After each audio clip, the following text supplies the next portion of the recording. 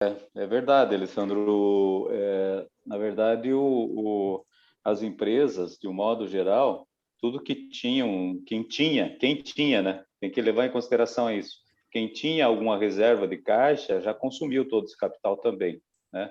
Então, nós estamos hoje, as empresas, os empresários estão se desfazendo de patrimônio da empresa para continuar sobrevivendo até para o próprio sustento, folha de pagamento, principalmente, essas coisas que impactam e que são necessárias, são obrigações que não tem como você postergar pagamento. Você tem que alimentar os seus funcionários com os recursos que eles esperam, porque a vida deles também depende daquilo. Então, nós não temos hoje empresa com folga de caixa, a não ser alguns setores que, de certa forma, foram até favorecidos com a questão da pandemia, que são principalmente os essenciais. E aí eu estou falando principalmente de alimentação, né?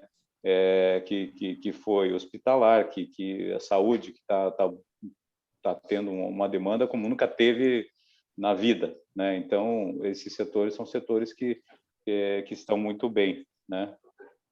Uhum. Mas Agora, os o senhor outros setores... comentou sobre a estratégia forçada, né, de dilapidar o patrimônio da empresa para poder se manter.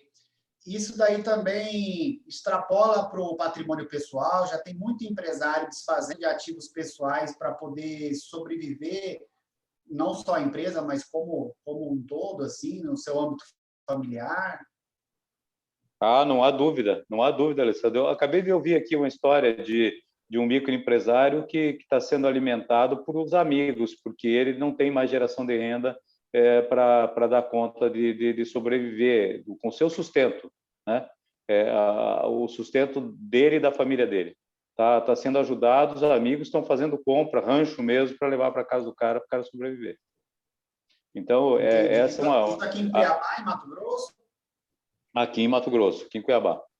Então o que a gente vê, a dilapidação do patrimônio pessoal, ela é automática, não tenha dúvida disso. Nenhum empresário, o cara nem pisca na hora de tomar uma decisão dessa, porque se ele não tem patrimônio mais na empresa, se ele precisa pagar uma folha, vai para o pessoal, mas sem dúvida, é só ele ter. É o carro, é uma caminhonete, seja o que for, ele vai vender, vai fazer dinheiro e vai tocar na empresa, porque o empreendedor é um cara que não desiste, ele continua tentando empreender, né? Então, isso é um esforço imenso que se faz no momento desse, que você queima todas as suas fichas de qualquer maneira para você, porque isso também depende da tua sobrevivência. Então, sabe, não tem recuo aí. Ou seja, aquilo que demorou-se muitas vezes anos para se construir, está sendo dilapidado aí em questão de meses, né? Exatamente, nós estamos numa situação, Alessandro, que é bom se pensar, e a população precisa pensar, que houve um esforço muito grande do governo federal também, tá? Essa distribuição de renda que foi feita pelo governo federal, ela implica numa dívida para a população brasileira de anos para frente, tá? Nós estamos aí nós tivemos aí um rombo de coisa de 700 e tantos bilhões o ano passado, e nós estávamos lutando contra um rombo de 160, 150, 190 bilhões da Previdência. Vocês lembram disso? Tá? Foi obrigado a fazer a reforma da Previdência, uma reforma que deu para fazer, que não é uma reforma definitiva que vai resolver ainda totalmente, mas que paulatinamente ia reduzindo isso por um tempo e depois teria que fazer outra reforma. Então, quer dizer, e nós, de repente, o Ministério da Economia pegou e injetou 700 bilhões na economia, forçadamente, até para não faltar comida na mesa das pessoas, principalmente os menos favorecidos, né? Que, de certa forma, alimentou um pouco a economia esse ano passado. Agora, este ano, ainda a gente está aí, vai ser um valor muito menor e ainda não tem reflexo nenhum disso ainda, porque tá saindo agora os primeiros pagamentos, eu acredito. Entendi. Ana, gostaria de fazer uma pergunta. Claro, eu acho que a gente pode falar de um panorama geral, assim, né? Como o Alessandro citou, a gente completa pouco mais de um ano nesse cenário de pandemia, né? E em momentos diversos, pelos decretos, tanto governamentais como também da prefeitura, das prefeituras, né? Ora com o fechamento do comércio, ora com a abertura do comércio. Então, nesse um ano, né, nesse mais de um ano, na verdade, como que isso, de maneira geral, pode ser avaliado o impacto, nas empresas de Mato Grosso? Então, a gente, como eu disse, a gente tem que separar aí os essenciais dos não essenciais, porque os essenciais, de alguma maneira, trabalharam, e os não essenciais arrumaram maneiras de comercializar, principalmente os meios eletrônicos, para conseguir continuar sobrevivendo. Nós temos setores como bares, restaurantes, que tiveram um impacto muito maior, eventos, então, esse setor foi um setor que sofreu, foi atingido no coração, sabe? É uma coisa assim... Turismo também, né? Turismo também, a própria hotelaria no início, agora está mais calma a questão da hotelaria, pousadas, essas coisas, então também foram setores que foram impactados. Eu falo que a gente tem que fazer vaquinha para salvar, por exemplo, o setor de eventos, de bares, principalmente, que tinha. Quer dizer, se o governo não vai conseguir fazer nada, como de fato não tá fazendo grande coisa, tanto o governo municipal, quanto o estadual, quanto o federal, não sei, eu acho que a gente depende desses setores, isso interliga a economia, ele faz parte da nossa roda, ele tem que girar junto conosco. Então, nós, de alguma maneira, vamos ter que trabalhar para que esses setores se salvem, né? Porque o impacto foi muito grande, uma coisa inesperada, uma coisa imprevista, uma coisa trágica, né? Para a economia como um todo. Então, e as pessoas muito assustadas, muito desencontro de informação, as pessoas com muitas dúvidas foram buscando informação de alguma maneira, tentando se esclarecer, hoje já com um pouco mais de esclarecimento, mas com falta de cuidado, de um modo geral, a população toda continua com falta de cuidado. Ontem morreram 120 e tantas pessoas, de anteontem para ontem. É assustador. Eu terminei um telefonema aqui agora para vir para a reunião, liguei para um amigo, liderança empresarial aqui, que a gente vai se reunir com a desembargadora daqui a pouco, no final da tarde, para a gente alinhar a conversa, e falei, aí, tudo bem? Ele falou, não, Jonas, não está tudo bem. Eu falei, lá vem, né? Então, o cara perdeu cunhado a semana passada e hoje agora acabou de perder a irmã também, esposa do cunhado dele lá. Então, sabe, tá de arrepiar assim, sabe? Tá difícil. Uhum. E, Jonas, a FACMAT hoje abrange 54 associações, se eu não me engano, é isso? 56. 56. Desses municípios, dessas regiões onde cada local tem sua associação, né? Qual que foi a mais impactada? É aqui da capital ou alguma outra cidade do interior? Vocês têm algum dado nesse sentido? Sem dúvida foi a capital, Alessandro. Tá? O interior, graças a Deus, o interior, como é uma gestão menor, é menos complexa e tinha uma aproximação muito maior, não é aproximação, é espaço, na verdade. As prefeituras formaram um comitê de crise, normalmente no Estado, inclusive com o Ministério Público presente e a Associação Comercial presente. Então, foi muito bacana isso, porque aonde houve esse diálogo, as coisas funcionaram, a economia funcionou, os empregos foram garantidos e a coisa ficou mais fácil. Tá? Não teve tanto problema. Na capital é que, principalmente o ano passado, o nosso prefeito se fechou em copas, ou seja, ele se fechou com a equipe dele, as decisões vinham direto de lá para cá. E aí muito erro se cometeu e muita injustiça se cometeu. Sabe? Então, nós sofremos muito aqui na capital. Várzea Grande menos, até porque... mas também tinha... esse impacto foi muito pesado aqui na capital. E aí judiou muito dos setores econômicos, do comércio e serviços, principalmente. E atualmente já está sendo aberto mais esse diálogo com as entidades ou ainda continua um pouco fechado? Ou é a questão do tapinha nas costas, recebe, mas depois toma-se outra decisão com base no que o poder público acha que é mais interessante? Como que está hoje o cenário no diálogo, né? Ele amanheceu o ano, Alessandro, o prefeito Emanuel amanheceu o ano numa postura diferente, sabe? Ele está numa postura de diálogo, de conversa e tal. Só que a gente não entra nesse meio dele. As coisas vêm mais ou menos, ele não se reúne antes conosco, ele ouve, tenta, busca alguma informação e tal, mas ele não abre uma conversa, diz, olha, eu vou tomar uma decisão, queria colocar isso aqui para vocês, a minha linha está sendo essa, o que vocês acham, coisa desse tipo. Não, nós não estamos nesse estágio ainda. Tá? Mas ele abriu a conversa, ele disse que ia fazer isso, ele disse que não ia publicar nada sem conversar conosco.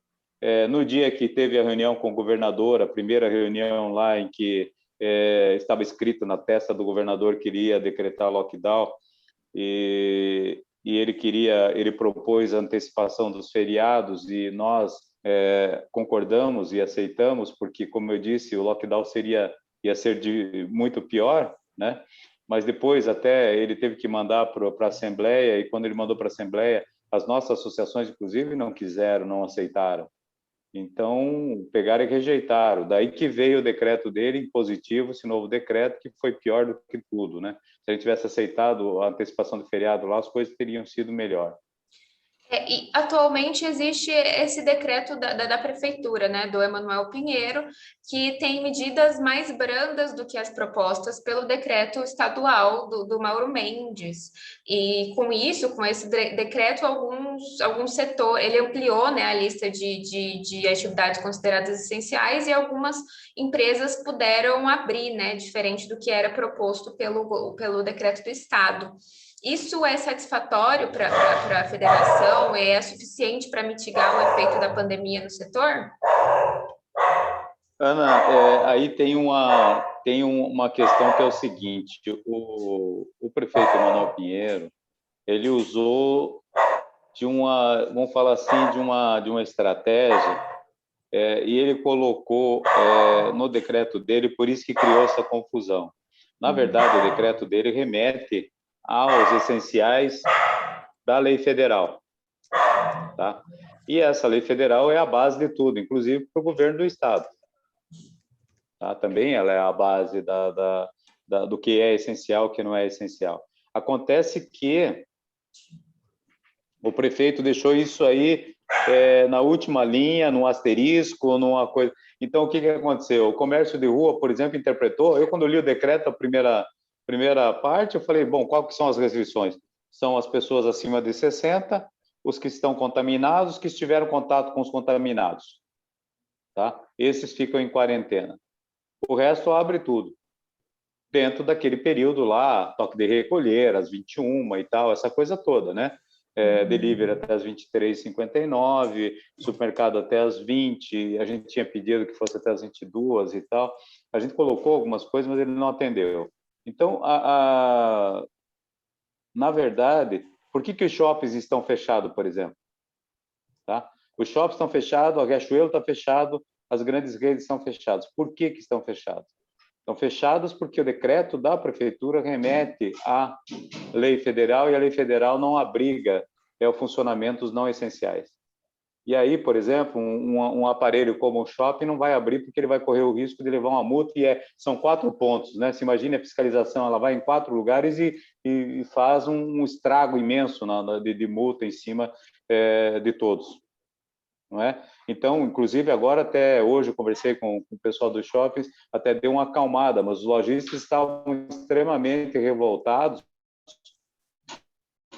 porque o entendimento da rua, o pessoal que está aberto na rua, ele está correndo risco, mas a fiscalização vai chegar lá e vai querer notificar ou coisa desse tipo, ele vai dizer, não, sim senhor, e tal, e vai baixar a porta dele e vai sair. Mas enquanto ela não fizer isso, ele está funcionando. Então, há muita dúvida ainda em relação a esse cruzamento de decreto federal com as determinações municipais, estaduais, e alguns comércios estão optando por fechar para não incidirem multas, é isso? Como eu disse, são os principais, as grandes redes, tá? Que sabe das consequências de levar uma multa pesada em cima disso. Os shopping centers, que têm uma responsabilidade, cada um tem lá 300, 400 lojistas lá dentro, por exemplo, não sei quais são os números, mas que sejam isso. Isso é uma responsabilidade. Outra coisa, a questão da imagem por exemplo, um shopping center. O shopping tal está descumprindo a legislação, então ele vira estraga a imagem dele como referência de comércio, de seriedade, de coisa, quer dizer, não está disposto a isso. No entanto, o cara que está com a loja na rua, como eu passei agora ali na Isaac Povos, na Generoso Ponce ali, tá todas as lojas de roupas abertas ali, está tudo funcionando. Quer dizer, esse empresário, ele está mais preocupado em sobreviver, em estar ali, do que com o risco da imagem, porque ou com a própria multa que a prefeitura talvez venha e aplique, por exemplo. Entendo. Jonas, hoje de manhã, né, foi publicada uma nova medida aí pela prefeitura em relação ao rodízio de funcionários, né, nos horários, e a ampliação de 20 ônibus na capital. O senhor acha que isso deve surtir algum efeito positivo ou negativo, visto que cada empresa demanda uma quantidade X de funcionários ali para atuar no seu expediente? Isso não pode prejudicar o custo operacional que a empresa tem? Ou o senhor acha que é isso mesmo que deve ser feito, conter a presença de funcionários, ou algumas outras medidas que poderiam ser mais eficazes? Alessandro, isso aí é o seguinte, o custo nós já estamos suportando todo ele, até do fechamento, né? Então tá muito difícil essa questão. O que a gente pode auxiliar? Dá para você pegar e fazer um remanejamento da equipe e você usar a parte da equipe, eles estão pedindo ali 30%, se não me engano, né? Então, fazer esse rodízio, eu acho que a gente tem condição de contribuir ainda em cima das empresas que não são as responsáveis pela disseminação do coronavírus. Sabe? Então, mais uma vez, está penalizando quem não der. Na verdade, o que acontece? A minha visão é de que as nossas empresas, elas são uma massa de manobra dos governos, tanto federal, quanto estadual, quanto municipal. Eu, governo, não consigo fazer isso, então eu peço para o Alessandro fechar a sua empresa. Você está entendendo? Então, nós somos uma massa de manobra, estão brincando conosco como se fôssemos aí umas marionetes na mão do governo e de todos os governos. Então, ele manda você fechar uma empresa, se tem 100 funcionários, você manda 100 funcionários para cá, só que quem banca a folha é você. Não é o governo. Qual que é o esforço que o governo está fazendo? Qual que é o esforço policial de fiscalização e tal para reduzir a questão das aglomerações? A gente faz trabalho nas empresas, porque dentro das empresas cumpre protocolo. O cidadão chega fora da empresa e relaxa. Sabe? Na esquina, encontra o vizinho, o compadre, no boteco, toma cerveja, senta, vai tomar sua cervejinha no final de tarde, e isso está relaxando e está acabando está disseminando cada vez mais o vírus e criando essa onda toda, que eu vou dizer uma coisa para vocês. Eu tenho, assim, uma certa... Se você olhar o mapa do Brasil, você vê lá a região do Amazonas agora ajudando, inclusive, os outros estados, mandando cilindros e fazendo um monte de coisa, né? E eles pararam tudo lá também e tal, e eu tenho a impressão, e aí é uma impressão bem empírica mesmo, só de sentimento, não estou aqui, Deus o livre, não estou levantando dado nenhum técnico e nem científico aqui, que essa onda ela vem e ela vai de qualquer jeito. Sabe? É como um tsunami. Aconteceu o tsunami, sai da frente porque ela vai embora. Até ela perder a força, que é o que aconteceu lá em Manaus. Aí perdeu a força, agora está azul o estado do Amazonas, está uma beleza aquilo lá, voltou ao normal. Enquanto a vacinação não avançar, nós teremos essas ondas. A impressão que tem é essa, nós estamos no pico da nossa aqui, o Brasil está assim. né? Então, parece que o Brasil já está dando um sinalzinho de uma certa estabilidade e parece que está sinalizando alguma queda para o futuro. Então, Mato Grosso também vai acontecer isso. Então, não adianta fechar a sua empresa. Uhum. Sim, com certeza. E em Então, relação à vacinação, o senhor defende a ideia de que as empresas também poderiam comprar as vacinas diretamente aí dos fabricantes para tentar melhorar, né, esse avanço aí que tão pouco percentual da população vacinada em todos os estados do Brasil, inclusive aqui, né? O senhor defende essa ideia de que a empresa também poderia comprar as vacinas? defendo sim, porque isso é liberdade. Nós vivemos num país capitalista, né, e democrático. Então, se você pode comprar 200 vacinas para a tua equipe, por exemplo, e você tem capital para isso, então compra 200 vacinas, ou se une com outros que vão comprar, e compra as tuas 200 vacinas, aplica na tua população. Eu sempre parto do princípio que a gente tem que ajudar o mais próximo. Nós temos que sempre ajudar os mais próximos, porque se a gente ajudar os mais próximos, os outros mais próximos vão ajudando os outros e a gente cria uma onda que vai ajudar todo mundo aí. Então, nós temos que ajudar quem está em volta da gente. Se a gente der alimento para quem está passando fome em volta da gente, sabe, as coisas vão melhorando, o ambiente vai melhorando e as coisas vão melhorando. Então, eu defendo que todo mundo tem que poder comprar vacina, sem penalidade, sem ter que doar 50% ou 100% para o Ministério da Saúde, como foi discutido, não sei, isso parece que já mudou. Então, eu sou a favor da compra, porque se a tua empresa não precisa mais de vacina porque você já vacinou todo mundo, que ótimo, né?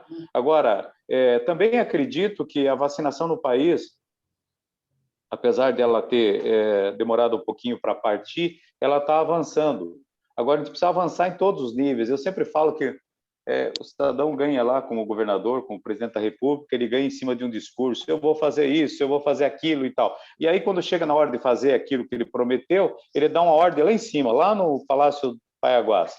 Dá uma ordem lá, eu quero que vamos executar tal obra, tal ação, que eu prometi que ia fazer isso na minha campanha. Tá. Ele dá a ordem para o primeiro secretário dele lá, o secretário-chefe da Casa Civil. Vai lá e executa isso aqui. Aí esse secretário-chefe da Casa Civil fala com o outro secretário, com não sei quem, que vai falar com o prefeito, com o secretário do prefeito, com o cara na ponta lá que vai executar. Então, a energia que você manda daqui, dessa ordem, desse discurso, dessa vontade, dessa determinação, ela chega diluída lá na ponta, então você manda 100, chega a 20 lá na ponta, 15. Então, a gente perde muita energia nisso, perde muito. Então, agora, nós estamos, por exemplo, num processo de fabricação de vacina no país. Nós tivemos problema de logística e de insumos, de fornecimento de insumos para a produção dessa vacina no início, né?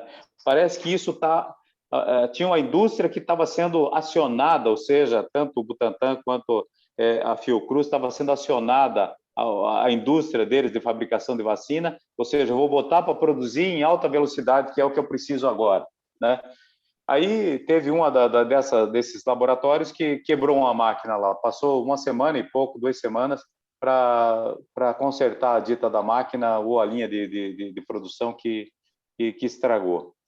Agora, parece que isso está ficando azeitado. Então, a velocidade de produção, o fornecimento de insumos, tudo isso eu acho que deve fluir melhor agora e deve aumentar violentamente a produção. Se nós conseguirmos atender aqui na ponta, daí eu estou falando dessa energia, o governo comprou lá 500 milhões 400 milhões de vacina, tá? Para ser entregue daqui até agosto, setembro, sei lá, né? Mas se a gente conseguir fazer com que isso flua aqui na ponta, ou seja, o município de Cuiabá aplique realmente as vacinas nas pessoas lá conforme a ordem tem que ser. Mas não, nós estamos aí no Estado aplicando, acho que do que o Estado recebeu, nós aplicamos coisa de 50%, 40 e pouco por cento, quer dizer, então nós estamos numa lentidão assim absoluta, né? Se chegou 10 vacinas, eu tenho que ter essas 10 pessoas, certo? Eu tenho que saber quem são eles. Em Curitiba, só para citar um dado, a minha sogra, por exemplo, em Araucária, ela foi vacinada na casa dela. Olha só. Sabe? O posto de saúde, o enfermeiro veio lá e vacinou ela na casa dela. Minha mãe foi vacinada assim também. Sabe? Então, e nós não estamos conseguindo aplicar o que chegou. Você vê que há uma falha, né, de distribuição de logística, de aplicação de muitas coisas ainda. Sabe? Vocês passam no Centro de Eventos Pantanal no final de semana, não tem ninguém aplicando vacina e as pessoas estão morrendo nos hospitais por falta de vacina. É verdade. Vai ter que abrir de novo a sala aí, pelo jeito aí. Isso. Eu acho que vai finalizar aqui. Espera aí, já deu 40 minutos, né? Vamos finalizar, Ana? Vamos finalizar. Eu acho que dá tempo ainda, só de uma última perguntinha. Eu tô acompanhando aqui. Tá dando que vai encerrar aí para vocês? Vai encerrar. Para mim apareceu aqui, apareceu uma mensagem. Apareceu também. Então vamos. Então tá, Jonas. Queria agradecer a entrevista, tá? Teve bastante informação aí relevante. A gente depois vai ver novamente aí esse material. E aí nós vamos encaminhar para a Lu, né? Isso. Para depois ajudar aí nesse sentido, que a gente também tem essa visão aí de que o comércio ele não é culpado. Eu ando aí em vários comércios, existe sempre essas medidas de contenção, de prevenção, e tem que ser pensado outras estratégias, né, para conter essa pandemia e não só afetar aí como vem afetando a economia, né? Queria agradecer sua presença, João, e a gente está à disposição para quando vocês precisarem, tiverem algo novo aí, para a gente poder comunicar, tá bom? Ok, muito obrigado. Obrigado, Ana. Jonas, obrigado, Alessandro. Obrigado, Luciane, minha companheira aí, que me ajuda e me protege aí o tempo todo aí. Obrigado. Estamos à disposição de vocês também, tá? O que precisar. Obrigada, a gente está à disposição também, tá? Qualquer coisa é só chamar. Obrigadão, grande gente. abraço. Tchau. Aí boa manda semana um pra link, vocês. Alessandro, que a gente compartilha para todo o estado, tá? Tá jóia, então. Então,